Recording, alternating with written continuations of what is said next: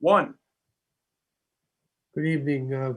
My name is Jeff Mullen. I'm the acting chair of this panel of the Milton Board of Appeals with respect to the comprehensive permit application for 582 Blue Hill Avenue. This is a continuation of the public hearing that's been called to consider the application that's been made for a comprehensive permit.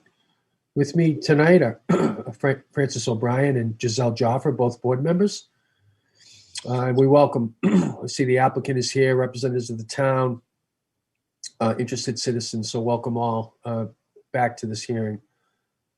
People will recall on Tuesday evening, we had some rescheduling of some events and then canceled last night's hearing, and I published, or the board has published a revised schedule where tonight we'll hear testimony from the town officials on the application as submitted.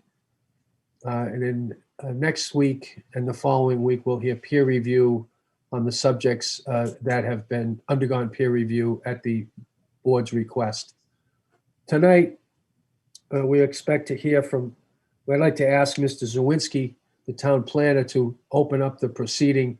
Oh, let me, before I start, let me ask if the members of the board have anything they'd like to add at this time. Good evening, Mr. Chair. Nothing from me at this time. Thank you. You're welcome. Mr. Schomer, do you have anything to add to my preliminary comments? Just one housekeeping matter. We can talk about it now or at the end of the hearing regarding peer review, and specifically the peer review for the landscape architecture for the project. Well, let's talk about it. Okay. Very good. So we received the request yesterday evening from Ms. Barrett and a scope of work for those services, and we were hoping to speak with the board briefly about that. I would say, we have no concern with regard to peer review of landscape architecture in a general sense. I think that's appropriate, although somewhat rare in 40B hearings in my experience.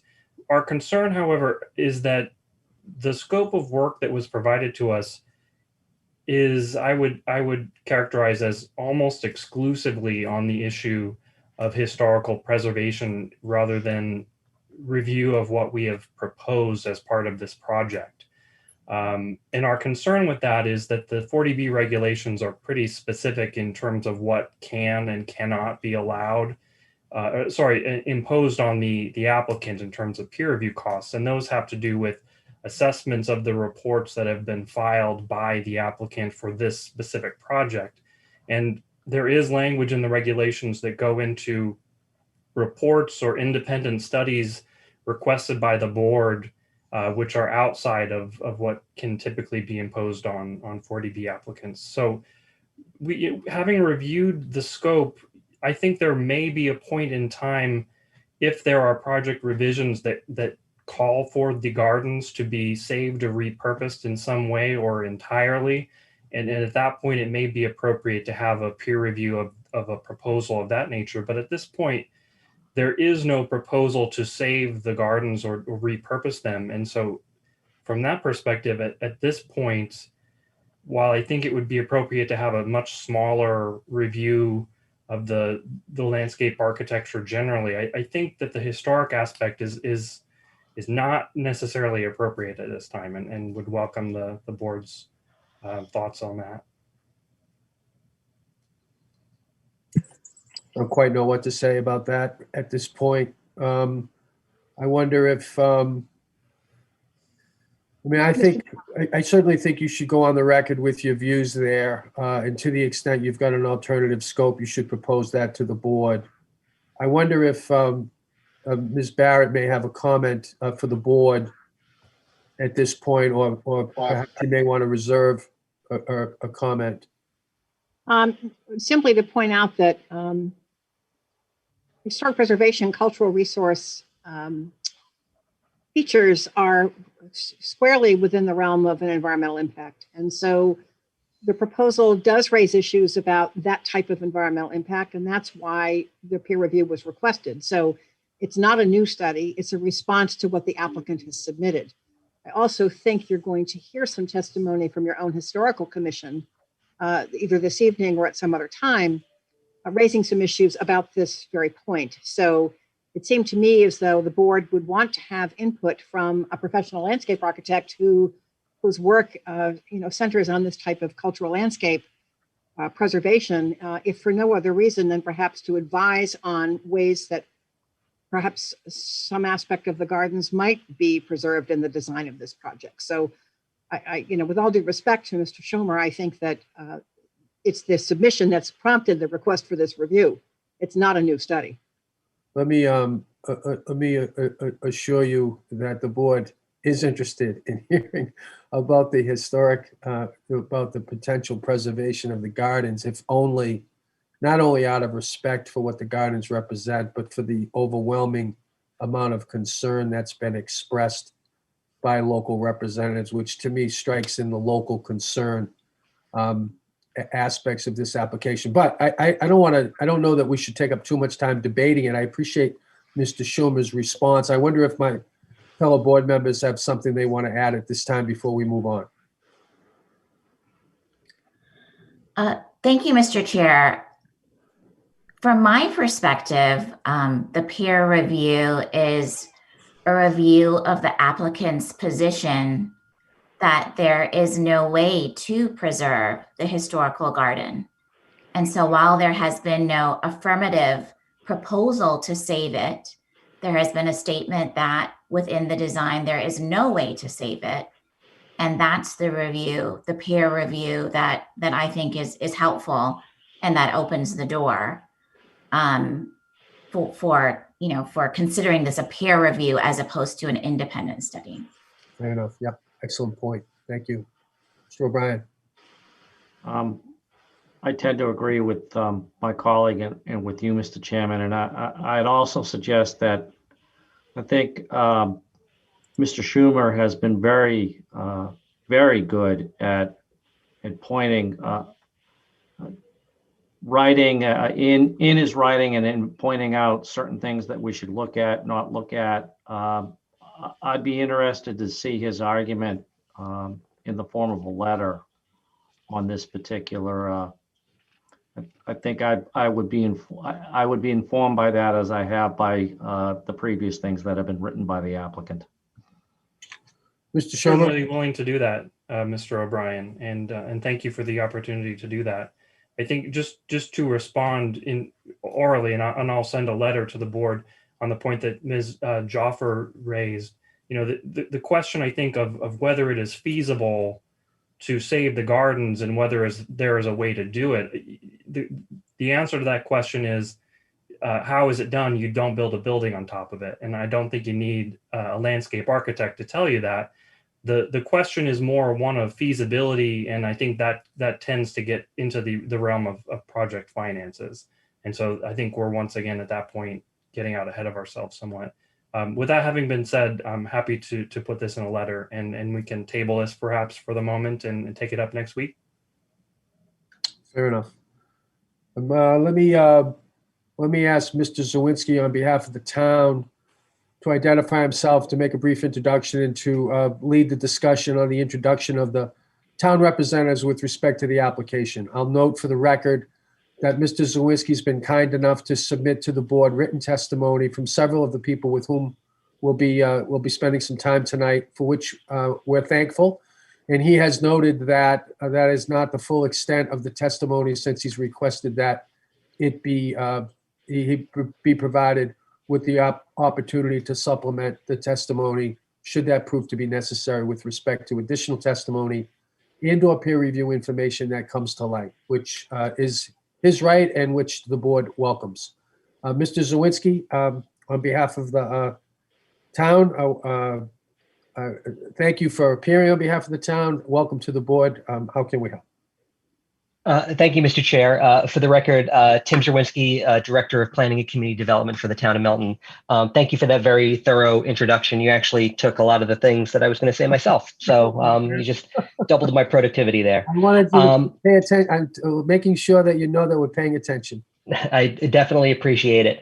As you said, we do reserve the right for, additional commentary based on the results of the peer review studies. But I think there were a number of issues that have been raised so far in the hearing regarding fire safety, regarding stormwater management and infrastructure, that I think it was appropriate to bring in Christopher Madden, who's the chief of the Milton Fire Department, Chase Berkeley, who is the director of public works for the town, and to invite Stephen O'Donnell, who is the chair of the historical commission, to address some of the work that his commission's been doing and some of the research that he is called upon, other folks in the historical preservation community.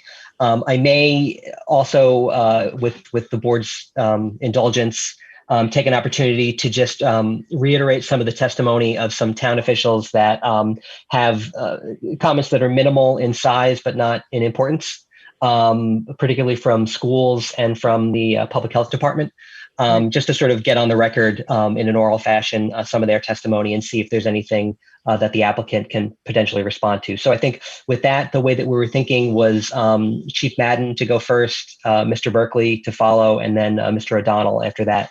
But I'm happy to go in whatever order the board wishes. At your pleasure. So, Bev, can you share your screen, or should I share my screen? I'll share my screen.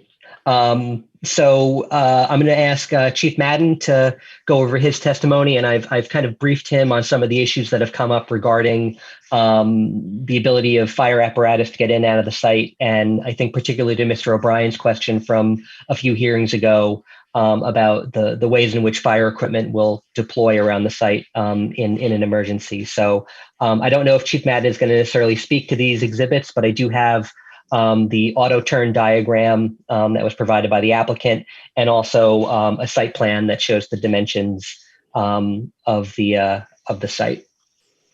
So Chief Madden, you can go ahead and take it away. Thank you, Tim. I appreciate it. Thank you very much for having me. Just looking at these plans from a firefighting point of view, there's a couple things that jump out at me. And as the fire chief of the fire department, looking at these things, one thing we want to make sure that we have is a great working relationship with the contractor, the building manager. Make sure that all the fire prevention, fire suppression, fire detection systems are in and adequate and are designed to keep the residents safe and the firefighters safe. So, like with sprinklers and sandpipes, making sure they're in full operation. One of the things that we were looking at, and anytime there's a 40B or any kind of project that's going on, I always look at immediately anything that's going to cause the fire, which is typically the heating and the cooking. So I believe on these plans it said there was natural gas, and just make sure that we follow all our rules and regulations regarding that.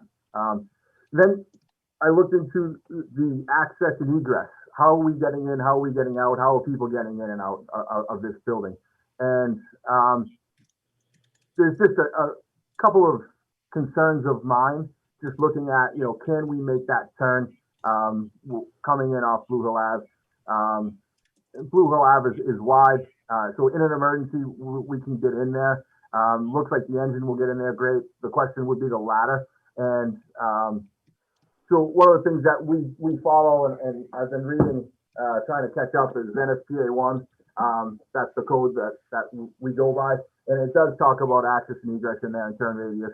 So we'll follow that, and I've been talking to Mr. Berkeley, the DPW director, about talking about getting trucks in there and turn radius. So as long as the fire apparatus can get in there, the ladder truck can get in there, we should, you look at the size of the building. The size of the building is pretty big. The front driveway that goes only halfway across, I do have a couple of concerns with the apparatus getting in there. One of them would be when we fight fires inside of a building like this, we use standpipe operations, which are basically water mains that go up the stairwells. And there should be a fire department connection, and it's usually in an area of the fire hydrants. And so looking where the closest fire hydrant is, I believe it's further up, maybe in front of Delphi Academy. So we would have to maybe get a fire hydrant closer to the building, and where the fire department connection would be in that front of the building. Just make sure that we have access to that portion of the building. So, you know, if that driveway does go all the way across, you know, we shouldn't have any issues with that if it's in there, you know, if it does go across. And again, it's just the location of it. If it goes on the corner of, you know, towards Delphi Academy, then maybe we do have better access. But all depends on where the hydrant is going to be located. If we take a hydrant and then we block that driveway, then nobody else is getting in there with our fire hose, you know, a large diameter hose, which is 5 inches. We'd block that driveway real quick, just looking at that stuff. So just working with the developer and access the building, and, you know, making sure that, you know, when we're accessing the building, people have their way to get out. Typically, when we pull up to a building like this that has, you know, alarm sounding, the first engine goes to the front door, and they go inside, and there's usually a fire alarm panel in there that will tell us where the location of the smoke detector or the fire is, and then we'll take the stairs from there. So we would try to access that front door the best we could. Second engine would come in and take that closest hydrant and then feed that fire department connection to feed the standpipes that we would operate off of. So those are some of the things that we were looking at. Did I answer your questions? I hope I answered your questions. Yeah. Mr. Zawinski, anything you'd like to add to the chief's testimony? Chief, thank you very much for that. One thing I think we've talked about, and maybe you can speak to, is if you've had a chance to look at the adequacy of the sidewalks around the building relative to the emergency exits, and just making sure that folks can get in and out in an emergency. Right. So I did find some of the older plans, and I'm not sure if they're still the current plans as to where the exit stairwells would lead out to. And in some of these corners, I'm not really sure where they would exit. And just to make sure that when people come out of an exit stairwell, an exit door, that they're not square in the middle of that access road that comes around. I think there was a stairwell over by where the garage entrance was, or the parking entrance, and I believe there was one on 180 on the other side. And just make sure that, you know, people have room if they have to evacuate the building. They're not going to end up in that driveway. So there's a little bit of space there.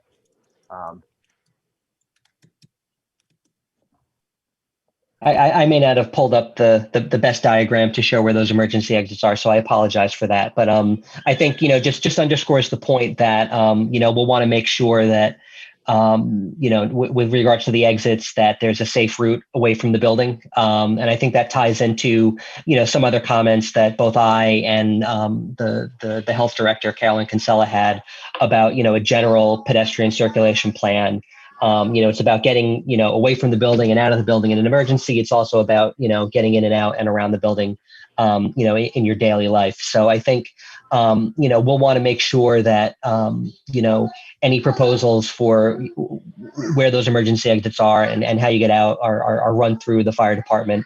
And Chief Madden can provide some input as to, you know, I think he's fairly confident that we're going to need a new hydrant. You can correct me if I'm wrong, and we'll want to make sure that goes in the correct location when the time comes. And, you know, if the applicant has any insight into any of these issues, I think we'd be very, very interested to hear them tonight. Let me ask if there's any members of the board that have questions for Chief Madden.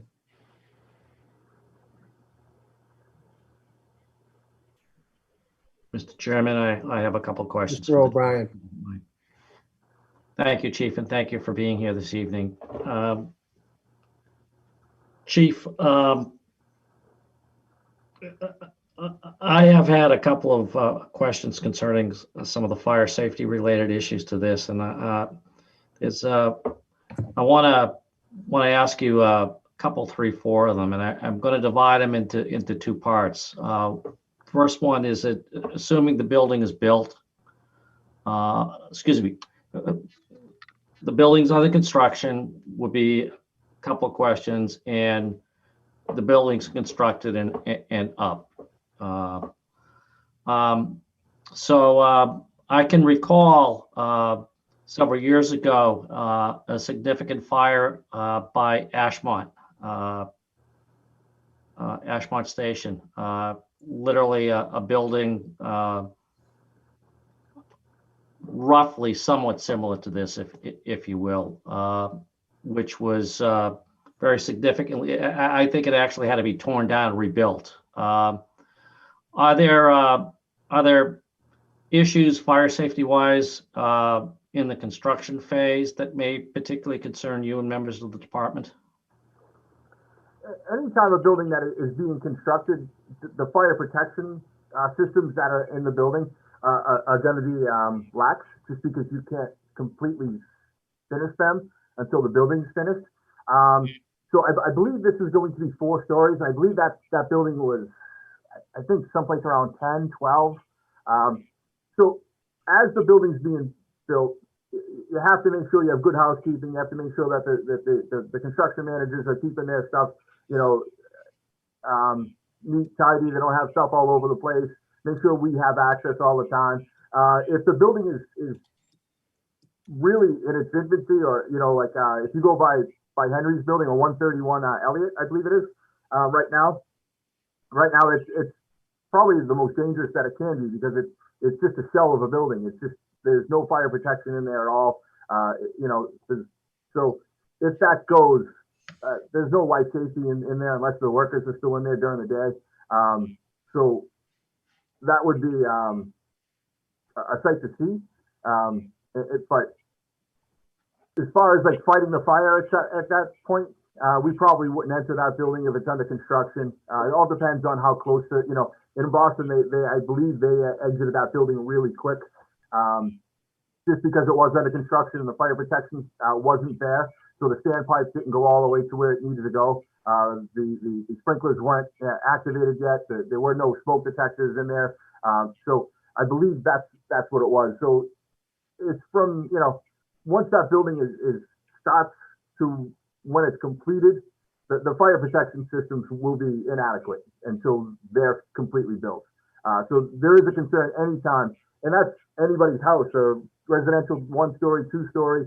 As soon as people start tearing some walls open or put it under construction, it loses its integrity a little bit, and that stuff always, that's just a nightmare.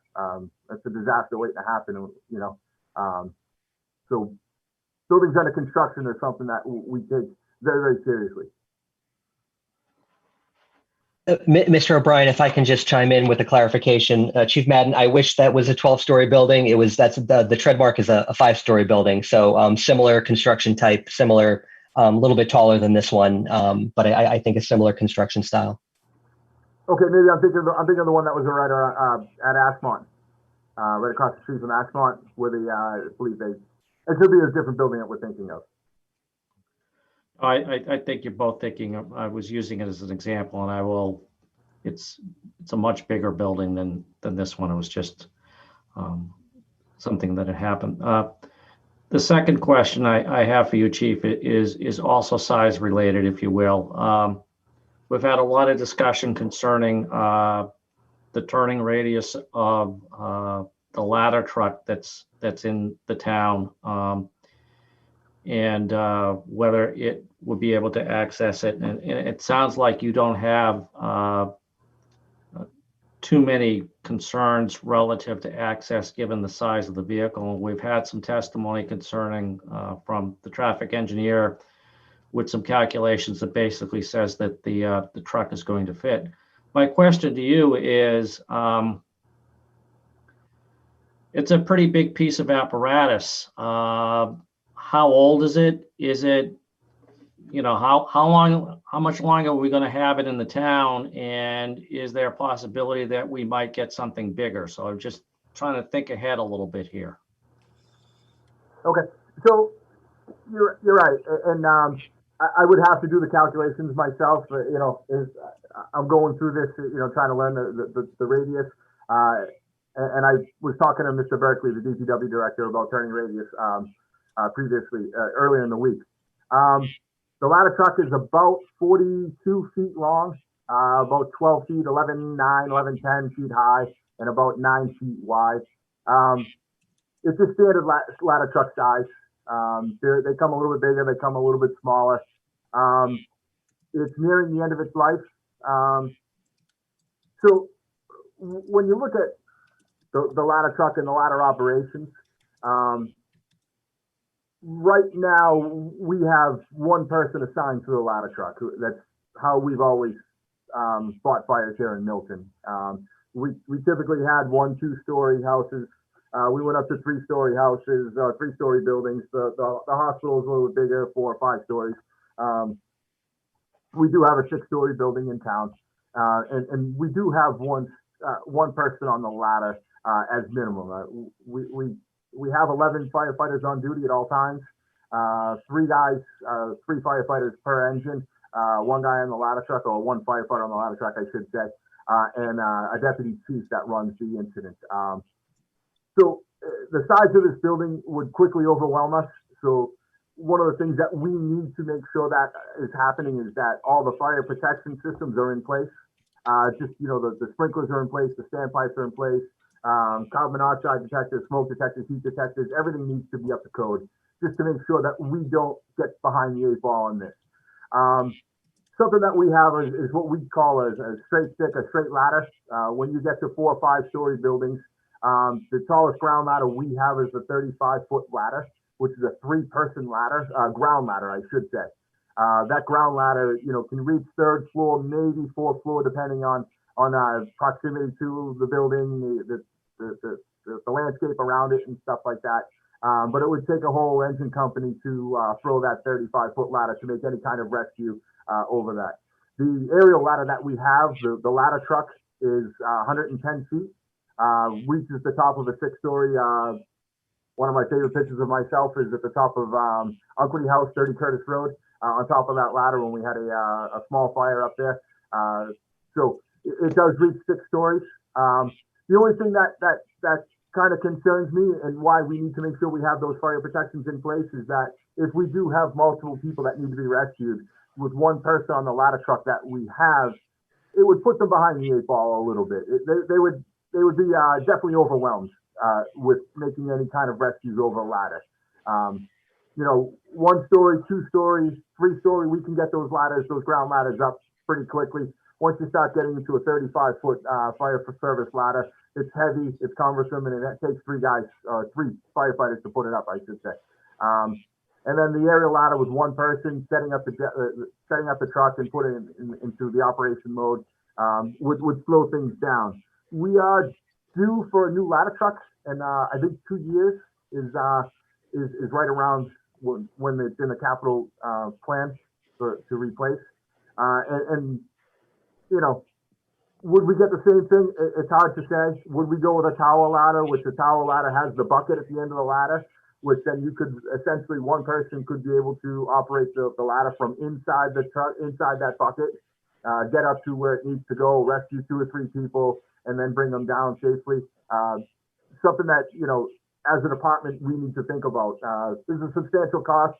Regular ladder truck is about $1 million, 1.1, just kind of rough guesstimates. To tower ladders are 1.5 million. But you have the ability to use it in different ways. So as far as the future, I'm not really sure which way we're going to go with the straight stick or the tower ladder. That's something that we'd have to sit there and really think about, and work with the capital improvement committee to see what kind of money is available and how we want to respond as a fire department and as a town to these buildings. There are a lot going up, so there's a lot planned, 4 or 5 stories. So that may be something that we think about, just to so we're not going too far above the reach of the fire department.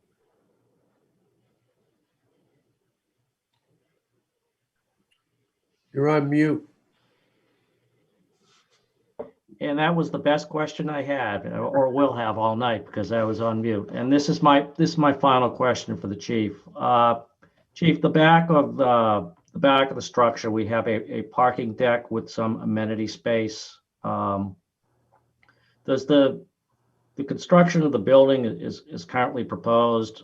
with, I don't know if it makes a difference. I'm not a firefighter, but you know, the amenity deck there, it keeps the ladder truck pretty far away from the side of the building. So I guess my question would be, is the construction of this building in the back or the construction of the building as it's currently proposed cause you any special concerns?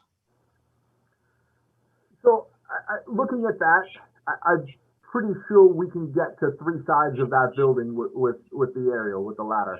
I would have to get the specifications and see the height, the difference, and everything else. You know, typically what we try to do is go at the corners so we can reach both sides. So it's not, you don't have to be straight on with it. So we're at a corner of a building, so we can reach the front and say the left side of the building. We could go to the back left and reach the right, you know, the back and the back left of the building. So I have to really see, you know, like the climbing angle for, you know, to 30 Curtis Road is pretty steep, you know, just because it takes all 110 feet to get above that 6-story building. I believe this building is about 46, 47 feet, I believe. I think I saw that someplace. I may be wrong on that.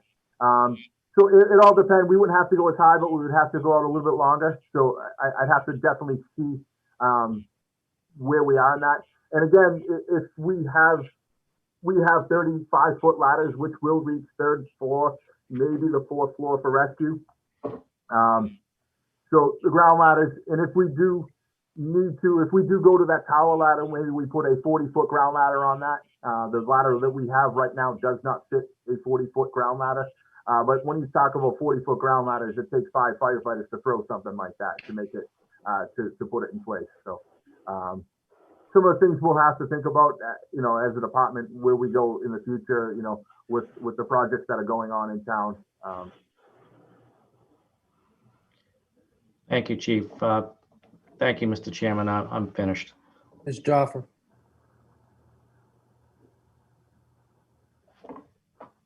No questions for me. Thank you. Thank you. Can I ask, what is the height of the building as measured from the pavement in the rear? And if somebody knows that?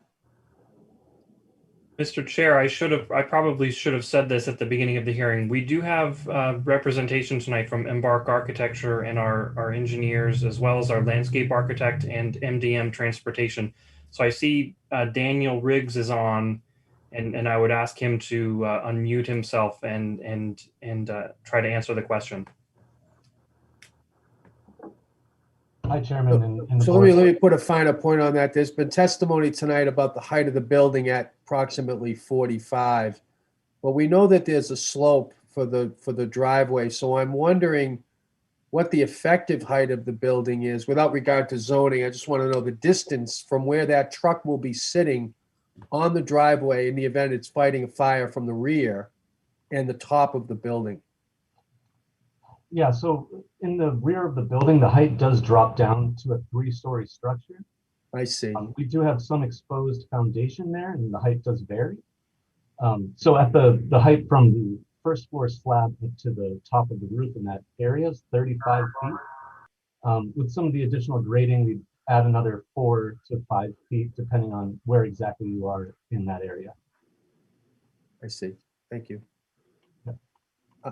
Thank you. I don't have any further questions, Mr. Chief Madden. Thank you. Let me ask Ms. Barrett if she's got anything she'd like to advise the board for the purpose of taking advantage of Chief Madden's time. Not at this time. I think Mr. O'Brien probably asked every question I might have thought of and then some. So Okay. I don't have anything to add at this time. Thank you. On behalf of the Board of Appeals, Chief, thank you for your time and your testimony.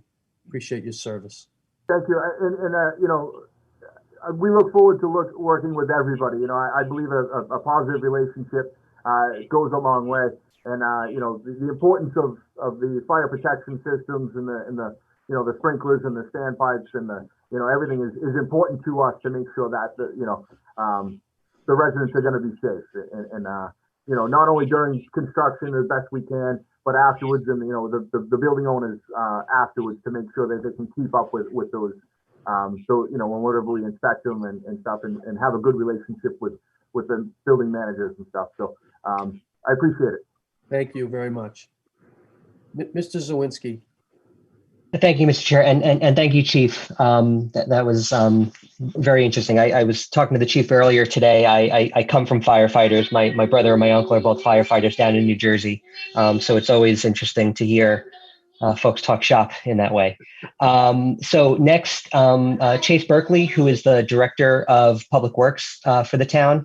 A number of kind of issues and questions regarding the existing conditions in the area have come up. So you might also be listening to the Deputy Town Planner behind me. He's going to bed soon. So I wanted to make Mr. Berkeley available to address, his take on the existing drainage conditions and the condition of the infrastructure in the area. I think, again, to reiterate the point that you made earlier, Mr. Chair, once the engineering peer review and the traffic peer review come in, I anticipate that Mr. Berkeley will have additional comments to bring to this board. But I think, given the questions and comments that came up during the original presentation, we wanted to make sure that he came in to chat through some of the existing conditions. Thank you. Mr. Berkeley, welcome to the Board of Appeals. Thank you, Mr. Chair, and thank you, members of the board, for inviting me tonight. So most of our comments on this project are related to the utility connections because we are talking about a mass highway, mass DOT entrance. So I'm going to just highlight what we've submitted in written testimony, things I think are important to put on the record as testimony. So I'll break it down just by utility. So stormwater, sewer, and water. I don't know if you have a particular preference on which order we take those in, but so why don't we do the easy two first? So as far as the sanitary sewer, so the applicant's proposal shows reusing the existing condition from the rear of the building that connects to Meeting House Lane. So our records that we have on this connection are from a permit in 1973, where a private sewer line was installed for both Delphi Academy and this property that connects to each other and then connects to Meeting House Lane. And it turns out that the layout for Meeting House Lane itself actually already contains an easement for that utility connection, which is already recorded in the registry. So that easement exists from the end of Meeting House Lane through the abutting property to the back of this property, and that sewer line is already in it. So what we would ask in the case of the sewer line is that the applicant inspect it to make sure it's in a good condition to reuse it, and then also provide a capacity analysis on that pipe to ensure that the flows generated from this building combined with Delphi Academy's, that the existing sewer line in Meeting House Lane is capable of handling those flows. It turns out that the connection to the MWRA system is very close. It's not even at the end of Meeting House Lane. It's before you even get to Alfred Road. So it's a relatively short run before we connect into the MWRA system from there. So it should be a very simple analysis. And I know you guys have done some site walks and it is fairly steep. So sewers have great capacity at steep slopes. So I imagine that won't be an issue, but we would want to ensure that they check it. And then I'll move to water supply if there's no questions about that. Well, no, my only question that just to the applicant, with respect to the easement from Meeting House Lane to the property line, that was a question that was asked of your engineers without an answer on the site walk. So I would ask Mr. Schomer to supplement the record by submitting that document to the board for the purpose of this proceeding. Certainly, Mr. Chair. And after that hearing, we did look into this, and I can confirm what Mr. Berkeley has said. There is a recorded easement, and there is a plan showing the location of it as well. It covers drainage and sewer, and I believe water lines as well. So I'm happy to provide that to the board. We will note it as an exhibit. Thank you. Thank you. Mr. Berkeley. Okay, so moving on to water supply. So the existing water connection for this building comes off of Blue Hill Avenue out the front. So the proposed drawing is indicating two new connections, one for domestic water and one for fire protection, off of the the water main that's closer to the property on Blue Hill Ave, which is one of two mains that the town owns in Blue Hill Avenue, being one a 6-inch closer to the building and one a 12-inch on the far side of Blue Hill Avenue. So what we've asked is that the applicant connect to the 12-inch main, mainly because their fire protection system, we don't believe our 6-inch main will have capacity for it. And being in the water supply business for as long as I have been, that's an unlined 6-inch pipe installed in the 1920s. And if you're interested, Google the word tuberculation, and that will give you a good idea of what the inside of that pipe looks like. And so we are very confident that that will not provide adequate flows for their fire protection system.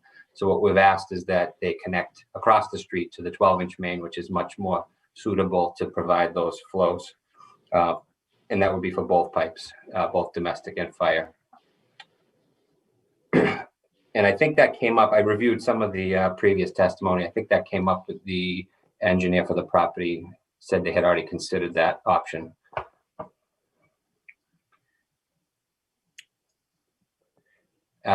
Any questions on water supply before we jump? Tuberculation does not look like something we would like to have in the pipe. Or your arteries, yeah. Mr. O'Brien. Just following up on the chief's comment concerning the potential need for new hydrant. Have you noted that?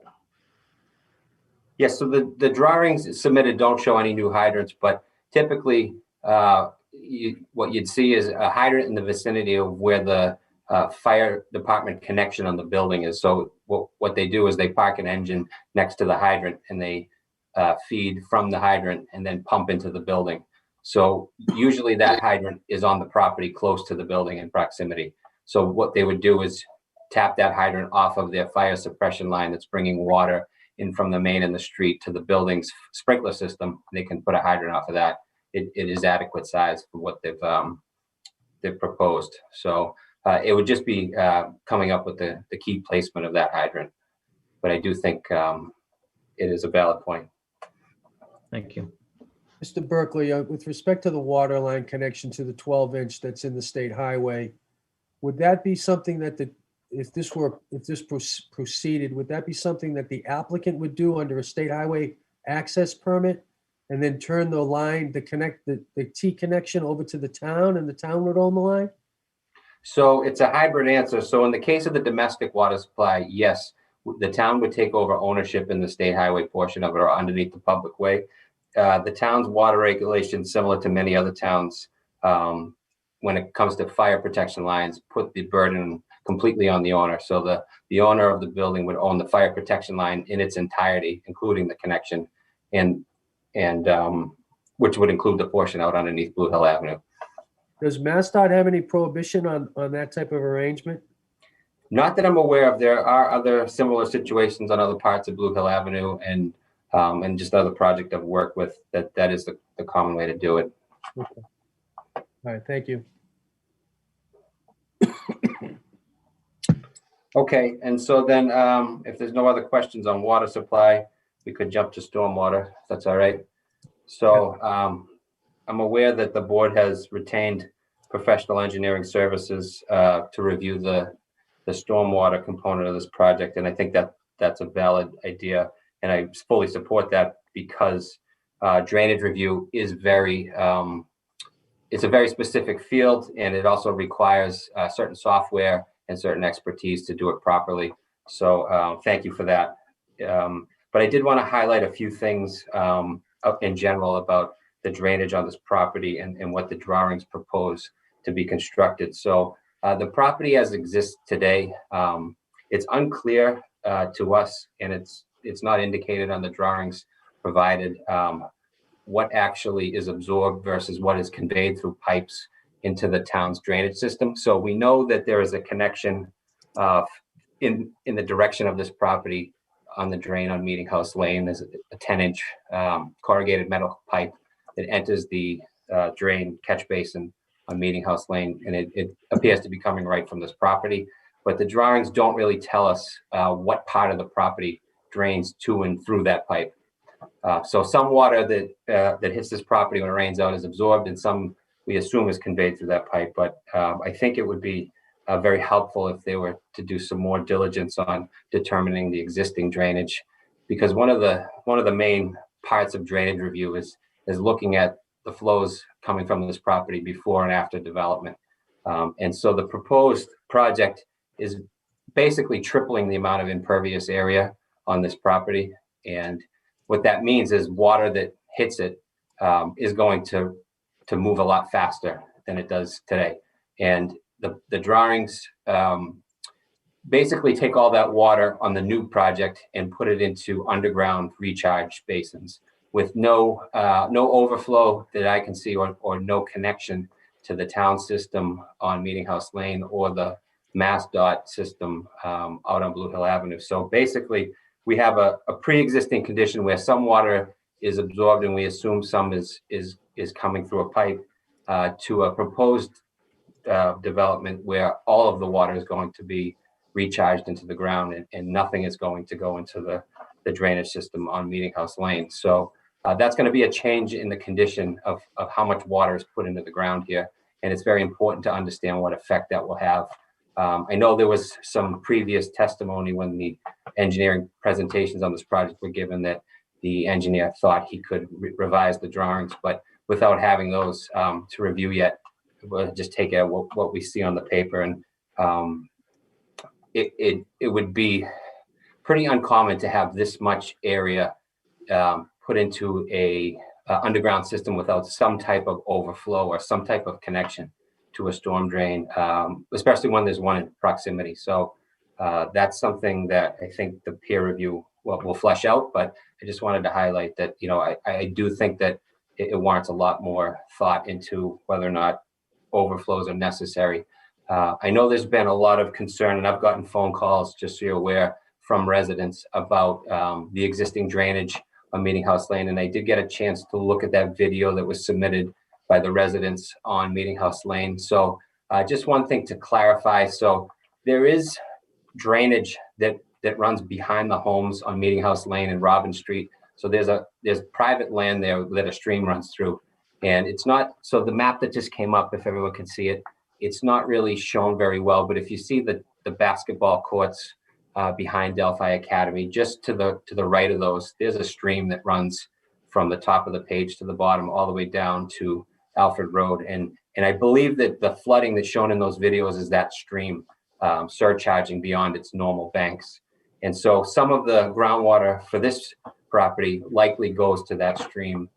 So if we're going to be increasing the amount of groundwater recharge on this property, we may be adding water to that stream. So that's something we'd like the applicant to look at, what effect they may have on that stream, because it's not a pipe, it's an open channel stream on private property. It's not owned by the town, but it does convey water into the town system further down on Alfred Road.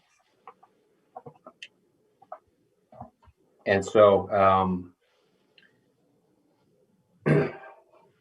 sorry, I'm looking at my cheat sheet for a second.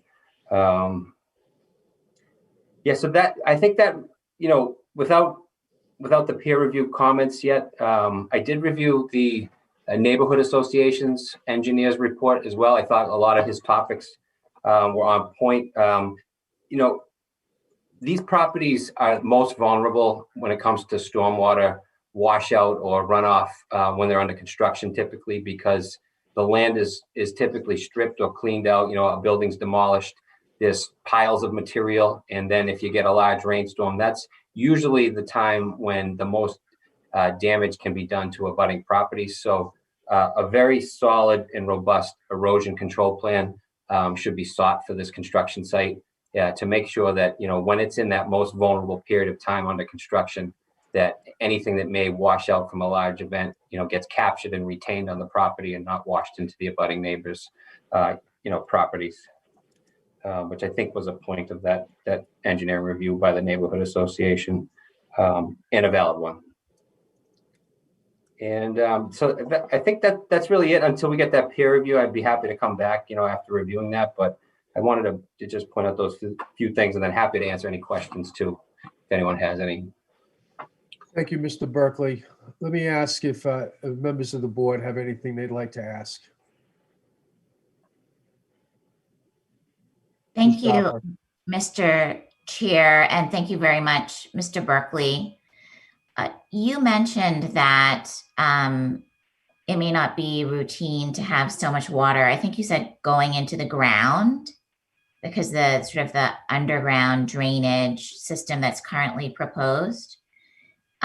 What could be the negative consequences of that?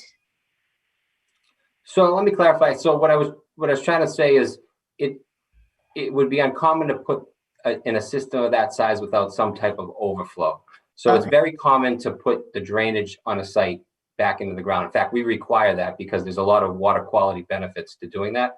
And it actually slows down the water quite a bit from getting to the receiving water. So putting the water into the ground is a good thing in most cases. But what I'm trying to say is that a system of that size typically has an overflow of some type to a place, because when you get into a large event, so storms are thought of in their frequency, 50-year storm, 100-year storms, you hear about those in the news. So when you get into a large event, groundwater levels rise and those systems become less effective because their effective area underground is submerged. And so that water has less area to be absorbed in because there's just water everywhere. And that's when those overflows are really important. So they provide a path of relief. In this case, the proposed building has all of their recharge underneath their own footprint. So the risk, really looks like it would be to the building itself first, because the water is going to be discharged underneath their own foundation. So that would be the first place of concern. That, water may back up into their underground garage or that type of thing.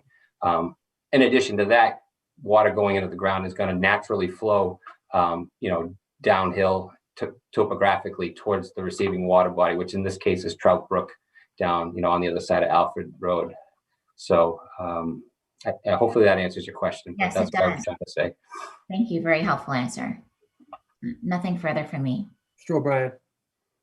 Thank you, Mr. Chairman, and good evening, Mr. Berkeley, and thank you for coming. I have a feeling I'm going to be an expert on drainage by the time this is finished. So maybe in addition to an architect and fire chief, I'll be a drain expert on the way. Just a quick question. Is this a particularly troublesome area drainage-wise? I'm just trying to get a sense of where this stands in the type of, is it a trouble spot, not a trouble spot, that sort of thing. Gotcha. So Meeting House Lane roadway itself is not as much of a trouble spot as that stream I spoke of behind the homes between Meeting House Lane and Robin Street. That stream has a history of overtopping its banks and ponding in those backyards. So if you were to follow the geography from Blue Hill Ave down towards Alfred Road, there's a place where it enters a pipe and goes into the town's drainage system. And in that vicinity of that pipe is known to have ponding in large rain events. Or, typically there are two types of big rain events. One is when we get a lot of rain from a cumulative perspective. So say we get 8 inches of rain over a 24-hour period, that's a big event. But the other event that has a tendency to do a lot of stormwater or create a lot of stormwater issues is a quick high intensity rain. So it's that July afternoon thunderstorm where you get 2 inches of rain maybe in 15 minutes or a half hour, and you really see that overflow because the water just can't get into the system fast enough, and it just flows wherever it can. So I think that the historical context from the residents is very valid, but I believe most of it is related to that stream and not so much the storm drain system from Meeting House Lane or Alfred Road itself. But there certainly is a history of the Trout Brook in general being a very wet area. And if you follow that pathway all the way down, till it gets to the pond, all along the banks of that, in high intensity events and high cumulative events, experience flooding, whatever, in many forms. Thank you, Mr. Berkeley. Thank you, Mr. Chairman. Ms. Barrett, anything to add? No, except to reassure Mr. Berkeley that the peer review consultant is supposed to be presenting on the site civil review next Thursday, as I recall, the 9th, whatever the 9th is. we'll make sure you have his report as soon as we have it. I'm not sure we'll have a written report before the meeting, but we'll get it to you as soon as we have it. Because I think you're going to want to see it. That'd be Ninth is a great. Thank you. Tuesday. Yeah, and he's aware that of who you are and may in fact even contact you before the meeting. Mr. Schomer, I'm wondering if you have a question for Mr. Berkeley? I myself don't, but I do see that Jim Burke is on the line. So if there's anything that Mr. Berkeley brought up that he could respond to or ask questions about, typically, obviously, this is a very technical area, so we would want our engineers to work with Mr. Berkeley in terms of addressing any concerns that he has and making sure that they're resolved on the final plan. So Jim Burke, are you able to unmute yourself and come onto the meeting? I was hoping it was going to be a quiet night, but Mr. Berkeley, I thought was pretty succinct and accurate with all his statements. I, believe it or not, was not aware of the stream behind Robbins and Meeting House. It certainly makes sense. I never followed it down, and that probably connects up to Trout Brook in the back, which I know for a fact as it gets down Robbins and what is that, Canton Ave. I know there's some flooding issues down there, if I remember correctly. But, like I said, I thought we're working diligently to get the drainage a little bit more robust and a little bit more effective with regards to the existing soil conditions. And I'm real close to having some final plans submitted. I have a new revised drainage set that actually does work. It's just has to be put into plan format and English. So the review engineer can have something to sink his teeth into. But I'm like, I listened to Mr. Berkeley's concerns with regards to the neighbors and the abutters and the like. And I listened to this a lot, not only in Milton, but all the towns that we do business in. And I said this earlier, is that our job is to make sure that what we do on our site does not have a negative impact on any abutters or any down gradient people that are abutting these sensitive areas with regards to stormwater. And I'm more confident than ever, based on the revised engineering plans that I'm preparing, that we can accomplish that. Thank you. Mr. Schomer, is there anyone else in your team that'd like to ask a question at this time? I don't believe so, Mr. Chair. Perhaps I could ask Jim to speak a little bit further on the specific point that Mr. Berkeley raised about the use of the drainage pipe that's currently in place and where it comes from on the site. I'm aware of it. I haven't personally seen it. There are several catch basins on the property right now, existing catch basins that I believe are leaching. As far as vetting out exactly how the drainage ties together on the existing site, I think what we need to do is, probably camera inspect the lines and identify where they're going.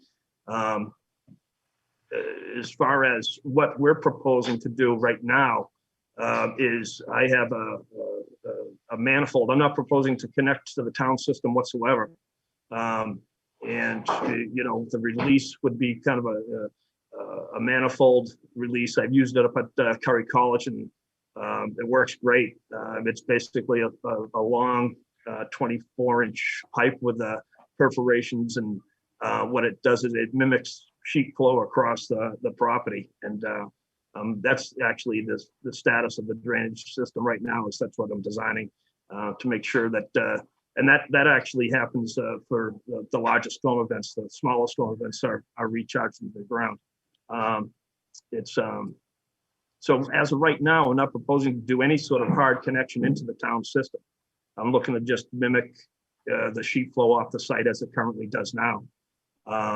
But I certainly understand what Mr. Berkeley's talking about with regards to trying to figure out where that 10-inch pipe is connected to and what is actually draining, what's flowing into Meeting House Lane. And we can certainly provide that information. But the easement exists. And as to further a point that I heard earlier, there is an easement that extends from Meeting House Lane that provides access for service utilities for this property to connect to. So. Thank you, Mr. Burke. Mr. Schumer. Nothing further from me. Very much appreciate the comments from Mr. Berkeley. It's all very helpful, and I've taken some pretty copious notes. So we'll be looking into all the points that you raised, and Mr. Burke and Mr. DeSalle will be in touch with you to make sure that the final design meets your standards. Mr. Berkeley, before you leave us, I think Mr. Hill may have a question. Mr. Hill. Thank you, Mr. Chairman. And thank you, Mr. Berkeley. You're a wealth of knowledge about the hydrology of this area. And it would be helpful, I think, to know a little bit more about the stream. You said it discharges into the town's drain system. Is that on Alfred Road? That's correct. So it's in the rear of 17 Meeting House, I believe. There's an inlet pipe which picks that stream up and then puts it into the town's drainage system on Alfred Road. And the town's drainage system in Alfred Road, is that then discharged somewhere into the Trout Brook? That's correct. You know where that is? Where the town system discharges? I don't. Tim's still on it. I could bring that map up. It may be on that map. I could show you. If not, it's not far from the next block over from Alfred Road, I believe. Oh, yeah, so sorry. It's just outside the limits of this, but we could send you the little bigger picture of the drainage plans and highlight it for you, just so it's clear. Okay, great. Is this a map that's on your computer system? That's correct. So this is the town's GIS system, and the pipes shown green are storm drains, orange are sanitary sewer, and blue are water mains with the red fire hydrants on them. So these would be the town-owned utilities in this vicinity. Is this GIS map available to the public, or is this just internal? The map is available, but we don't put it out like on a website per se. You could request it and we could provide it to you. Okay. And then the stream that runs behind or basically along the property line, where does the water originate from? Is it on the other side of Blue Hill Avenue, or is it groundwater? Do we know? Yeah, so it's taking the drainage from Bulls Hill Road and Blue Hill Avenue, as well as I believe just a natural stream that was put in and channelized into a pipe. And so that discharges into this stream right beside Delphi Academy. If you look to the north of their property, you'll see an outlet of that drainage system into the stream. So there's drainage from Blue Hill, drainage from Bose Hill, and did you say there's another stream that ties in? I believe so. Yeah, I'd have to look a little closer. I don't know if we have that mapped very accurately, but it appears to be more than just the drainage from the roadway. Okay, and last question, do you know in which direction this all drains to? Does it drain east towards Pope's Pond, or does Trout Brook drain the other direction towards the Ponce River? Yep, so all this drainage is tributary to Pope's Pond through Trout Brook. Okay, great. Thank you, Mr. Chairman. You're welcome, Mr. Hill. Mr. Berkeley, thank you for your time and testimony. Appreciate your time you've spent with us and your service. Thank you. Thank you, Mr. Chair. Happy to help. Mr. Zawinski.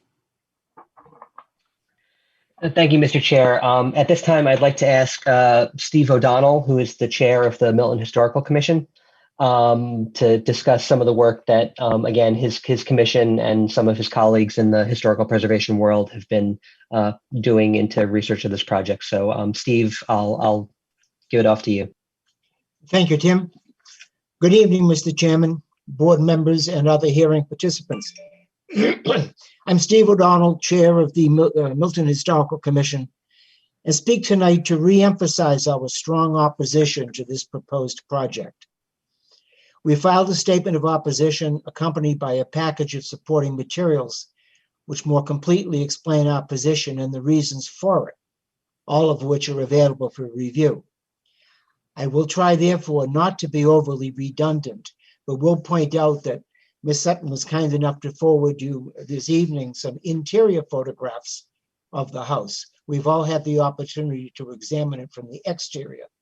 The interior shows a very different perspective, I think. All right, an additional perspective. The package that we filed includes opinions and documentations from professional groups, both within the town, within Massachusetts, and literally from across the country, attesting to the prominent significance of the building and gardens on the site. I would ask you to pay particular attention to the statements from Preservation Massachusetts, which says in part, and I quote, "We actively promote the preservation of historic buildings and landscapes as a positive force for economic development and the retention of community character. We regularly support and recognize projects that effectively combine historic preservation with the creation of affordable housing. We do not believe the proposed project at 582 Blue Hill Avenue justifies the destruction of this significant cultural asset," end quote. The New England chapter of the Society of Architectural Historians wrote in part, and again I quote, "This property is historically significant for its architecture and designed landscape and retains a high degree of integrity. The proposed development of a 118-unit apartment building on this site would destroy the historic fabric of the McGinley House and threaten the character of the surrounding neighborhood. The New England chapter of the Society of Architectural Historians feels the magnitude and density of the proposed project is inappropriate for this location. Because of the quality of its architecture and the integrity of the whole, we strongly advocate for the preservation of this important resource." The documentation materials on the classic Shipman designed garden is extensive and detailed.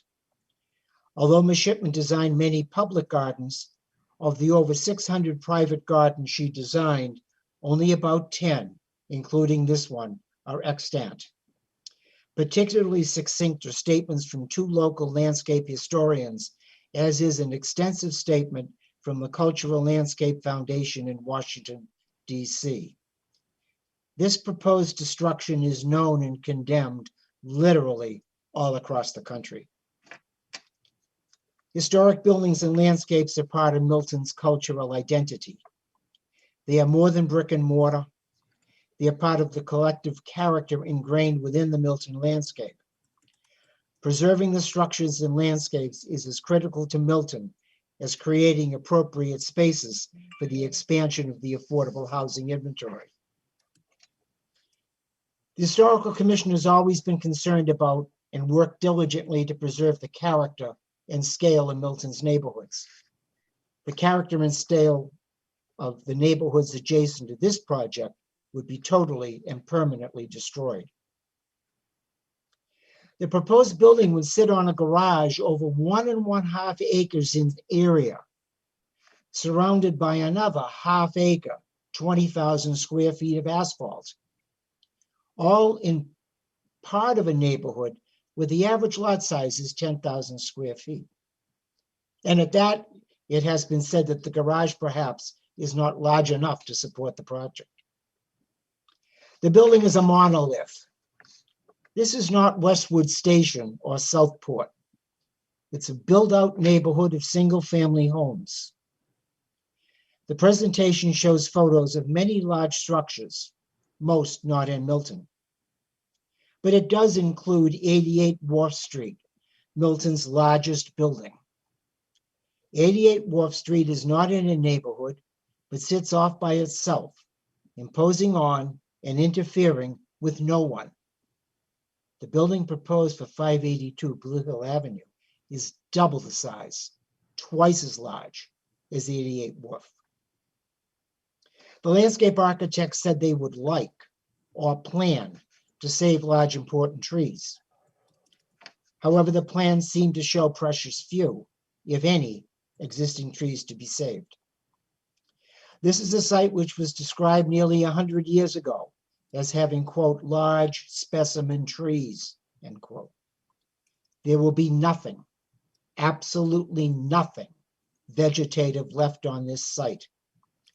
The plans show trees to be removed. there's no delineation of any trees to be saved. There's no room. The front parking takes up most of the space in front of the building. There'll be nothing surviving at the rear of the building, as they will bring in fill at least 30 feet deep behind retaining walls. They plan on landscaping the new, substantially deeper slope with, quote, native grasses and flowers. And I'm quoting the landscape architect present when I did the site walk. The building will be totally exposed on all sides, despite the renderings we've been shown. The screenings provided by any new plantings along the perimeter would be effectively many years away, quote, 10 or 15 years or so, end quote, spoken by one of the landscape architects. To demolish this historic residence and to destroy nearly 4 acres of professional landscaping, including trees well over a century old, is simply devastatingly destructive to the neighborhood and the character of the town. The beneficiaries of the proposal are few, other than the applicant, but the destruction directly negatively impacting over 100 families now living in proximity to the project seems truly excessive. Again, the Milton Historical Commission is concerned not only about preserving historic structures, but also landscapes, vistas, character, and culture.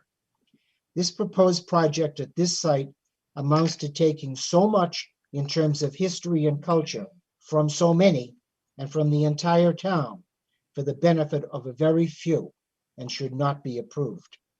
Certainly a more appropriate and less historically culturally significant site could be found to accomplish the same goal. As I conclude, I would ask the board in any event to deny the requested waiver from Chapter 22 of the Milton bylaws, demolition of historically significant buildings. We would also like to know if the applicant has filed the required project notification form with the Massachusetts Historical Commission. Thank you. Thank you, Mr. Happy to O'Donnell. answer any questions. Thank you very much. Let me ask the members of the board if they've got anything to ask Mr. O'Donnell. Ms. Jaffer? Thank you very much, Mr. O'Donnell, for that informative and passionate presentation. Is there anything more that you can tell us about the designer of the landscape architecture? I can. The house was designed by the architectural firm of Bigelow and Wadsworth, very prominent Boston architectural firm who designed other homes in Boston and other homes in Milton, I'm sorry, and in Boston, as well as designing the Boston Athenaeum. Both Henry Bigelow and Philip Wadsworth were Milton residents. The building has been described, and again, I won't take your time by repeating everything, but this is all in the package of materials that we had previously submitted. The exterior of the building, as we know, is whitewashed brick. Contains significant craftsmanship and old world detail. Cast iron gates by a designer named Samuel Yellen. The greenhouse and three-season porch was designed by Lord and Burnham, a prominent greenhouse manufacturer and builder of major public conservatories in the United States. When you have an opportunity to look at the interior pictures, they're absolutely phenomenal. And this is the house today, not what it was nearly 100 years ago. Ellen Shipman, who designed the gardens, was one of the most important landscape architects of the earlier 20th century. She's been called the Dean of American Women Landscapes, Architects. All of her records are archived, I believe, at Cornell. They're not available to the general public. They're available for research. One of the things to consider, there's a lot of attention to the gardens. There's a lot of attention to the house. The garden without the house is meaningless because the garden was an extension of the house. The gardens have been restored within the last few years. Massachusetts Horticultural Society had awarded the gardens blue ribbon when they were first built. And after they were restored, the Cultural Landscape Foundation opened the public for tours. It's both the architect of the building and the architect of the gardens were both very prominent in their period. And of course, Ms. Shipman, being a woman in the early 20th century, was really outstanding to have achieved what she did. In a nutshell, that's a little extra information on both of the architects.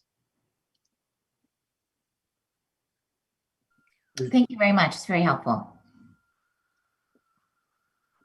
Anybody else have any questions?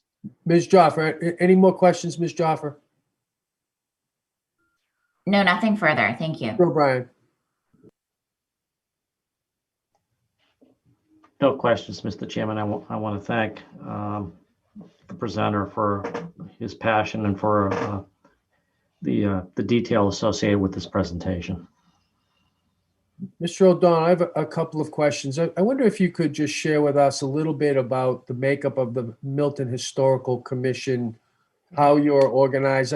You're not a town employee, is that correct? No, we're a volunteer group appointed by the Select Board, which directs our efforts into preserving historical features of the town, buildings, vistas, stone walls, landscapes. And lately, we paid a lot of attention to scale. You know, you come into a town like Milton, which has many small lots, and people like to build big houses. Well, we have no control over what they're building, no control, but we're constantly interrogated by architects and builders and homeowners. What can we do? What should we do? We've had situations of additions. We've had situations of people who want to demolish barns and replace them with a more contemporary structure. And in many cases, we can urge them to restore the barn because of the scale of the barn with the house. We've put a lot of efforts recently into in the areas in town which were developable to try to keep the scale of new construction down, encourage the reuse of existing buildings. The Milton Great Estates bylaw, which was passed a few years ago, was particularly instrumental in a development on Upper Canton Avenue where there are 3 large estate homes being retained, but the new construction is scaled down and hidden towards the back, out of sight of the road, so that as you drive up Canton Avenue, the view of this rural 2-lane road will remain very much the same as it is because of the efforts of the Historical Commission in conjunction with the Planning Board and a cooperative developer to scale things down to help retain the atmosphere of the town. Thank you. Now, I personally am familiar with your work. I wonder if you could speak a little bit about your own background and how long you've been involved in this field. I was a real estate property manager for almost 50 years, which isn't directly applicable to this. I've been chair of the commission for about 10 years. And we typically have long-serving members on the commission. So you testified that the history and the mansion in particular and the historical qualities that you see are part of Milton's culture and character. I think that's a direct quote. Absolutely, yes. I wonder if you could speak to, and we've learned a lot about the gardens, the history of the gardens, the history of the architect who was involved in the gardens, as well as the architect involved in the buildings. I wonder if you could speak to whether or not the rarity of the combination of the garden and the house on the same property, how often you might see this in the town? You won't see it in the town. You'll see it practically nowhere. This is a private garden. Of the 600 she designed, there's only 10 left.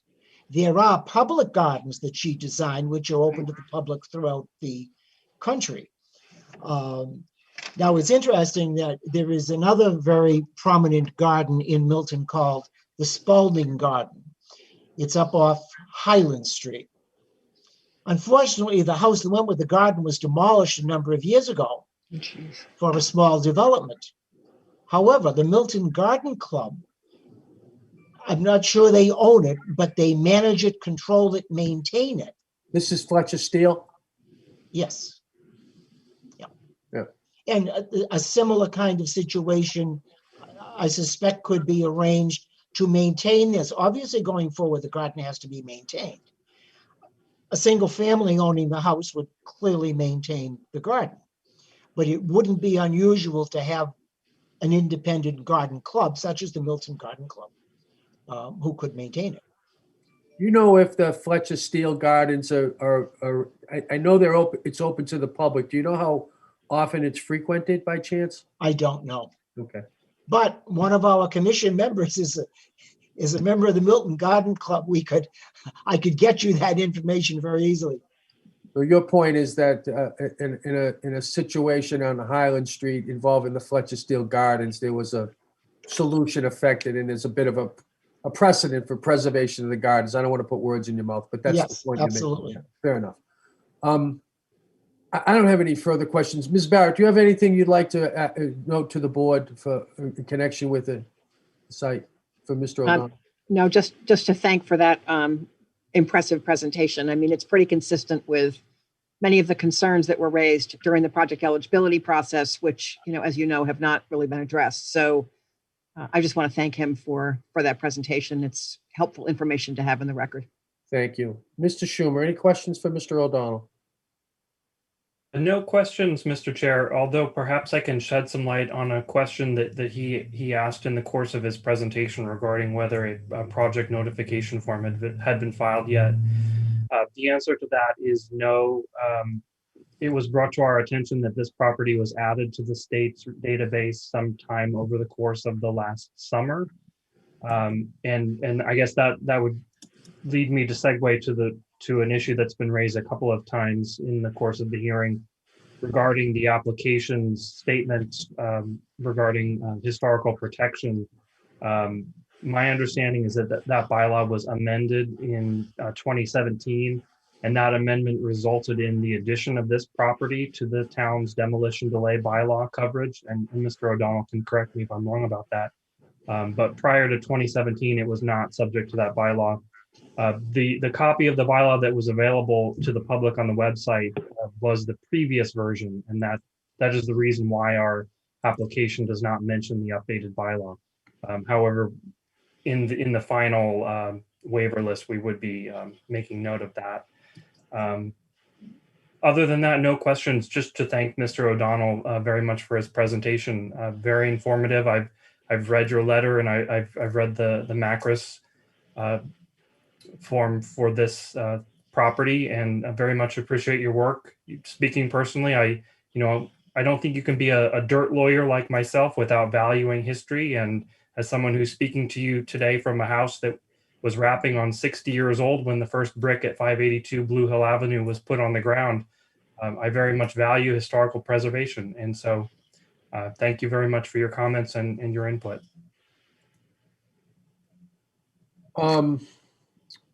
I had actually, thank you, Mr. Schumer. From that testimony, are we to understand that you will be submitting a project notification form to Mass Historic?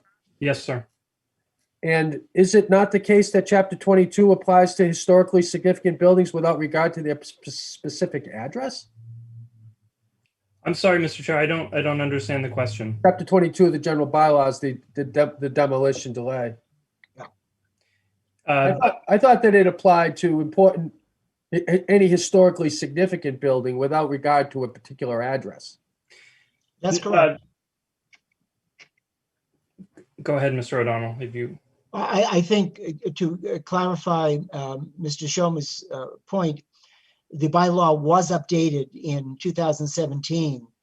Prior to that, it only applied to buildings built before 1919. So this building would not have been covered prior to 2017. In 2017, the bylaw was updated to include, potentially include any building over 75 years old. That was my understanding as well. Any further questions, Mr. Schomer? No, sir. Thank you. Mr. Hill? Nothing. Thank you. Okay. Mr. Zawinski, any further? Mr. O'Donnell, thank you for your time and your experience, expertise, your presentation, and your service. Thank you very much. Very welcome. Thank you for the opportunity. It's good to see you again. Mr. Chair. Mr. Zawinski, anything further from the town? Mr. Chair, if it's okay with you, I'd like to just kind of go through the remainder of the town comment letter, just so that's all on the record here for the folks watching at home. We don't have, like I said, the comments are minimal but significant from the public health department and the schools. And I also had some comments from my department that I'd like to just get on the record, if that's okay. Yes, please. And so just, and these are all, again, these are written comments that are on the website in the comments folder for anyone.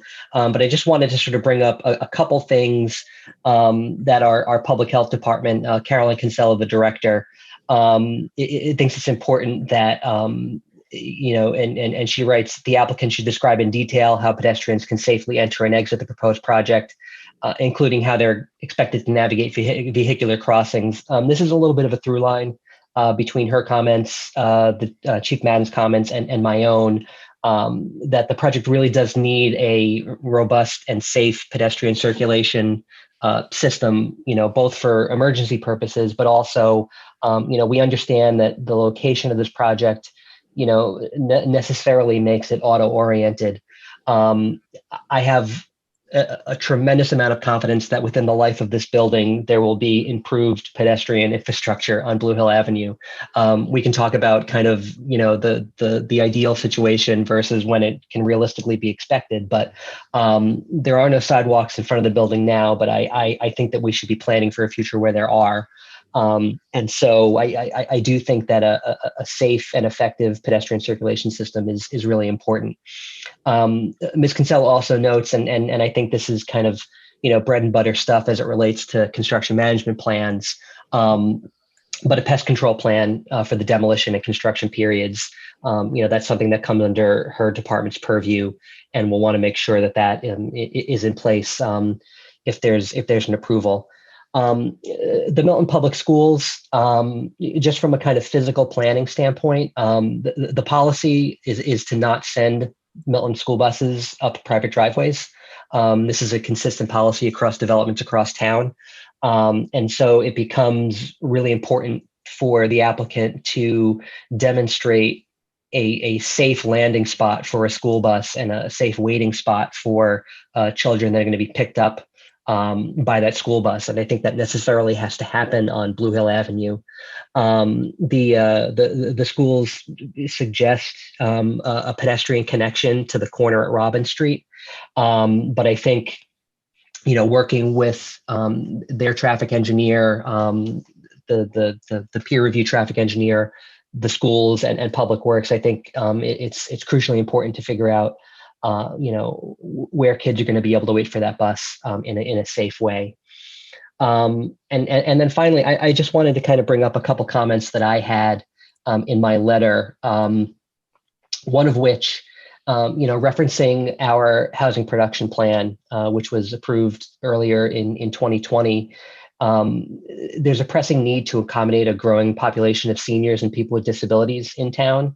This is a type of housing stock that we have actually a fair amount of, but still way underserved compared to the need. And so my recommendation was at least 10% or a greater quantity of the proposed affordable deed-restricted units should be Group 2A units. These are the units that are designed and implemented to be accessible to folks under state law for disability purposes. And I think having an overlap between the affordable units and the accessible units, I think, is really important, because it's a population that often kind of, again, overlaps in terms of disabilities and the need for affordable housing. So it would be excellent if they could look into that. Excuse me. And this is a comment that I actually wanted to clarify and maybe even amend based on some of the discussion that came out of the traffic conversation. And I think this relates to some comments that you had, Mr. Chair, about the parking ratio of the project. I don't think it shouldn't be a secret. I'm not a big parking guy. I want as little parking in any of these projects as possible. I think it's incumbent upon us as planners and policymakers to put fewer cars on the road, both for safety and convenience purposes, but also for climate change purposes. We need to be really encouraging alternative modes of transportation in any circumstances. All of that being said, the location of this project is challenged from that perspective. And so, rather than, I think in my written comments, I note, that in Norfolk County, in rental units, there's about 72% of residents that live in rental housing have one or no vehicles, and that's throughout Norfolk County. And that the Metropolitan Area Planning Council recently did a study of developments in 14 greater Boston municipalities and found, a general underuse to the effect of 30% of parking in multifamily buildings. So I think there is a precedent for really thinking very closely and deliberately about the amount of parking that is proposed in one of these buildings. I think, when we talk about, is it 1.5 per unit? Is it 1 per unit? Is 1.25? I'm going to step back from making a firm recommendation of a number, not being a transportation engineer or a transportation planner. But what I will just reiterate is I think the applicant needs to really drill down and be really, deliberate about thinking about how much parking it needs. I think given some of the issues that were raised about kind of the, I think the chair mentioned the kind of the oversubscription of space in the parking garage in terms of trash room and bike parking and all sorts of other things. I think, again, being really as tight as possible with that parking ratio, gives you the leeway to program that space in a way that could be beneficial for the project. I think, we talked a little bit at a previous hearing about, again, the future of Blue Hill Avenue and the future of bicycle accommodations and facilities on that roadway, perhaps some time away. But again, I think we need to be planning for a future where those facilities exist and are much improved. The project seems very far away from everything. But as someone that rides an electric bike to and from work every day, that trip up to Mattapan Square or that trip to Fairmount is doable for people that care to do it. It's not going to be everyone in the building, but it is a possibility, especially if there are improved facilities. And so I think if there's going to be a public investment in bicycle facilities, and I think it's incumbent on the Commonwealth to make that investment, I think there needs to be a commensurate investment on the private side to make sure that the facilities within the building are as accommodating and encouraging of alternative modes, in this case, bicycles, as possible. And that means safe, secure, protected bike storage for every unit, as much as you can for every unit, quite frankly. And that needs to be, again, not tucked away somewhere where it's a real pain to get to, but it really needs to be accessible so people can get in and out of the building just as easily as they can get in and out of the garage in their car. I referenced at some point earlier, City of Boston has really excellent design standards for bicycle parking. I would recommend that the applicant take a look at those in terms of number and style of those facilities. That's it for me for now. I think I do have a comment about the size of the rooftop open space. I'm gonna wait and see what our design peer review comes up with. I think that there may be some opportunities for shaping this building and taking advantage of some of that space. But not being an architectural expert, I'm gonna defer to that review. And so that's all I got. Those are, again, just a reiteration of some of the written comments that I think it's important for folks to hear. And if anything else comes up, again, just as much as with our DPW, police, and fire, may have additional comments based on the peer review. So thank you for the chance to make that case. Thank you, Mr. Chair.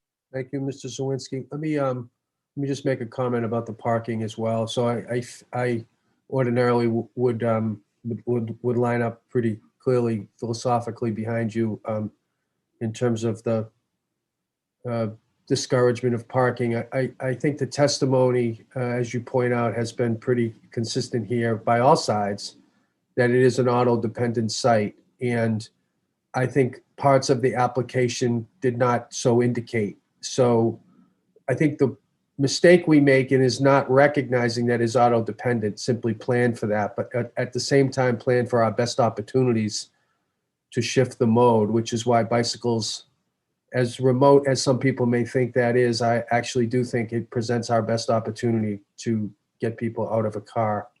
And unfortunately, I think this whole situation is exacerbated by previous testimony about the proclivity of ride share and third-party delivery services, which I think are going to add volume to the situation. And I just don't think that people are going to have a good, reliable option. So that's really, I think, the situation we are. So it sounds like you're not objecting to that, and I appreciate that comment. And I think we've heard from the applicant along the similar lines. So I think we may hold that there, and then we can discuss this again when we get to traffic, and that'll be part of the peer review. And I'm very interested in hearing from the applicant on the creative use of that garage and taking care of the items that Ms. Joffer and others have raised about how many different uses we've got for that garage just in this one hearing. So thank you, Mr. Zawinski, and thank you to the town representatives who appeared today. Let me open the hearing up and see if there's Mr. Schumer. Do you have anything you want to add right now? No, sir. Just to thank Mr. Zawinski for his feedback. And again, we've read his comments and we'll be taking those into consideration. Okay. Thank you. Mr. Hill. Mr. Chair, can I just chime in one thing? I had my notes, I left them on my desk, and I had it circled in a big way. I have been in communication with the planning board. The planning board also, and they wanted me to make sure that you all knew this, does intend to take a look at the peer review reports and offer their own testimony and potentially recommendations on conditions and waivers on their own. They are monitoring this hearing extraordinarily closely and are very interested in participating. We just from a scheduling and kind of logistics perspective, we thought saving that for after the peer review, I think was the best option. So just wanted to get that in there. Yes, they'd be most welcome. That's terrific. Let them know that. Mr. Hill. Presentation tonight, Mr. Chairman. I'm really glad that this meeting went forward tonight to hear these comments. I think we heard very strong presentations from particularly the Historic Commission Chairman and the DPW Director. And the takeaways from me are that with respect to drainage, I'm even more concerned tonight than I was last week, knowing more details about that stream that runs behind these properties and the potential for this project to increase the base flow to that stream, which would only exacerbate the flooding problems that the butters experience and downstream as well. And of course, the information on the historic structures and the properties. This is a lot of new information for me tonight, and seeing how strongly not just the Milton Historic Commission opposes this project, but also the state organizations, Historic New England and Preservation Massachusetts, both weighed in unusually strong language opposing this project a few months ago when this matter was before Mass Housing. So all of this is yielding a judgment in my mind that there must be a better design for this project. And as I mentioned last time, we are going to be presenting to the applicant's team tonight, actually, after this meeting. I'm going to email Mr. Schomer some ideas for discussion purposes. So hopefully we can make some progress before the next meeting. Thank you, Mr. Hill. Let me ask if there's anybody in the audience like to make a brief comment. The Donahues had their hands risen for quite some time. They're lowered now, but I would like to see if, they're still around to talk. Sure, Mr. and Mrs. Donahue.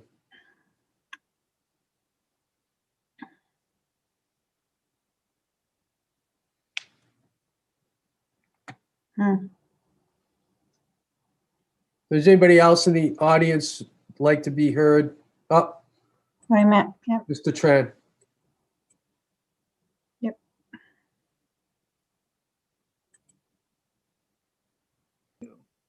Hello, good evening, Mr. Chair. Mr. Tran. Hi. Yeah, this is another observation that I've seen that is there the two new houses have been built across the property is 591. Those houses have been built. I think the first one they built roughly about 3 years now, almost 3 years. And the second one built about a year and a half or so. And I think no one bought a house yet. And my observation here because that, in my backyard here next to them, so the reason they have is the underground water. The first house they built that close to 138, that house has constantly have water in the basement. They've been pumping water out, to the yard, been doing for the last 2+ years.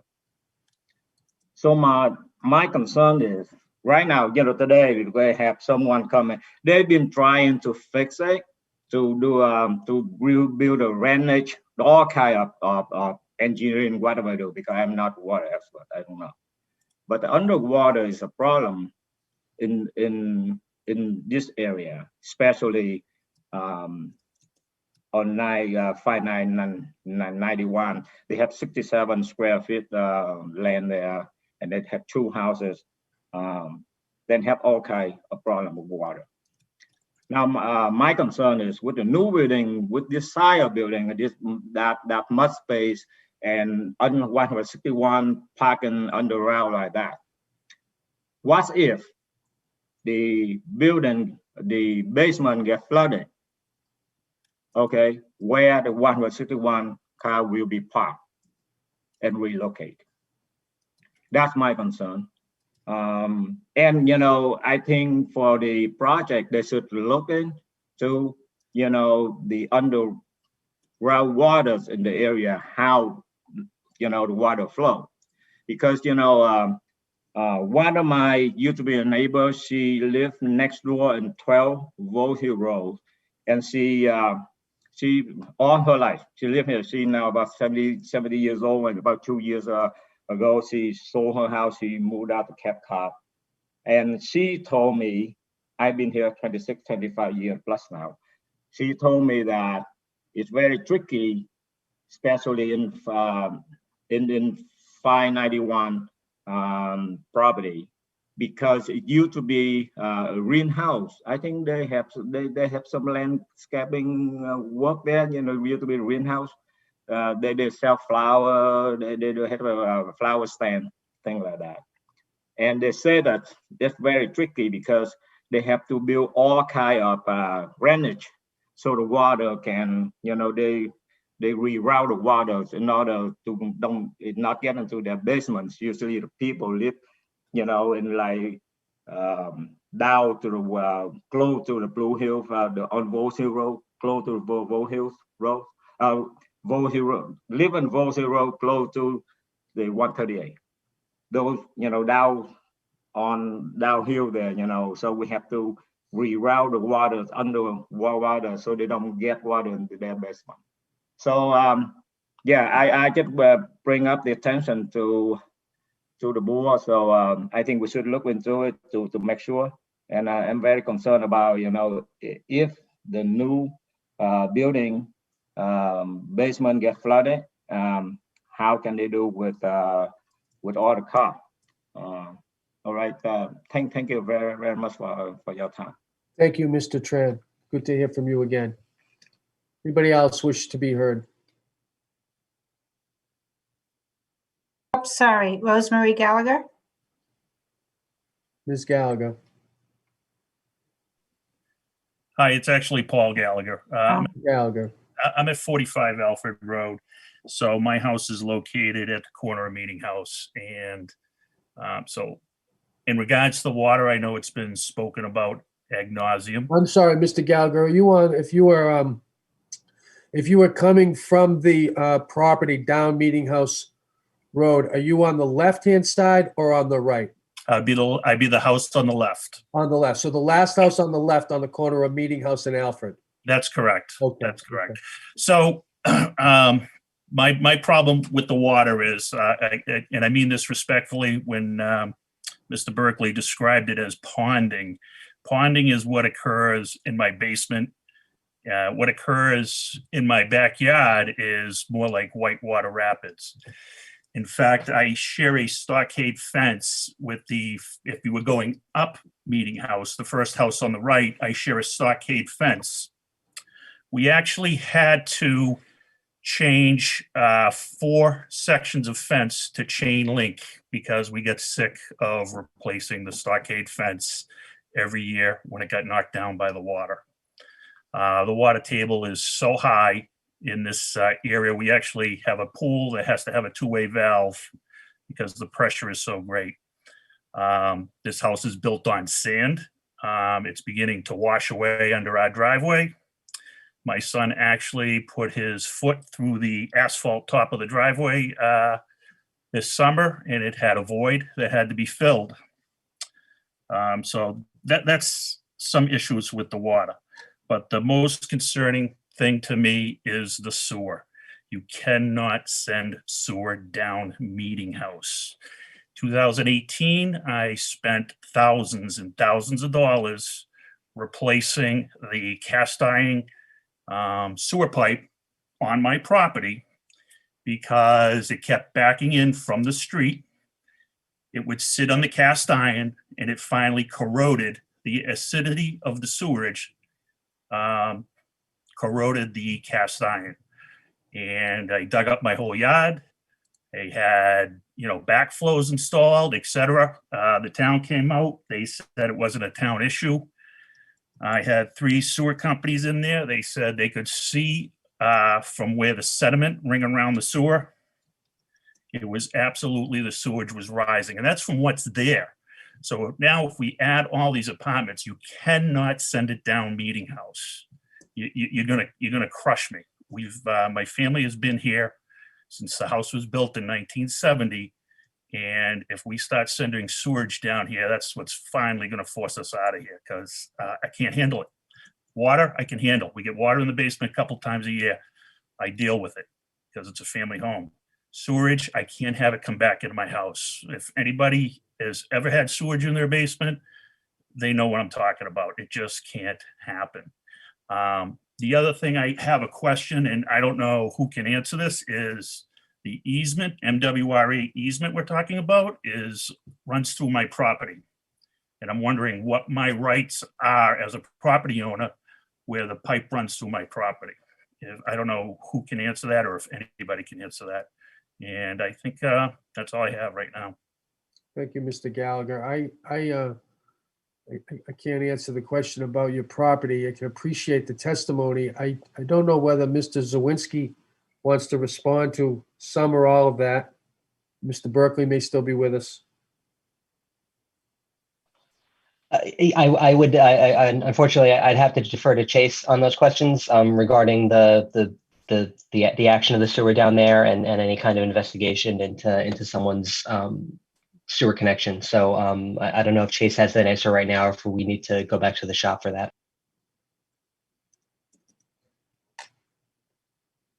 Why don't we do that, and we'll respond to that at a later time. Mr. Berkeley appears to be not with us right now. Mr. Gallagher, we'll have to get back to you with a response to that testimony, but thank you for appearing before the board. Oh, thank you. You're welcome. Anybody else? Nope. Okay. All right. So that concludes this session of the public hearing. There being no further business before the Board of Appeals tonight, I'm going to call this session to a close, and the board will stand in recess until Tuesday, February 9th, at which time we will hear a peer review from our site civil engineer. Looking ahead, the following hearing will be Tuesday, February 16th, at which time we'll hear a peer review on traffic and safety and on project design. Thank you all. We'll see you Tuesday evening. Thank you very much. Goodbye. Thank now. you. Have a good evening. Good night.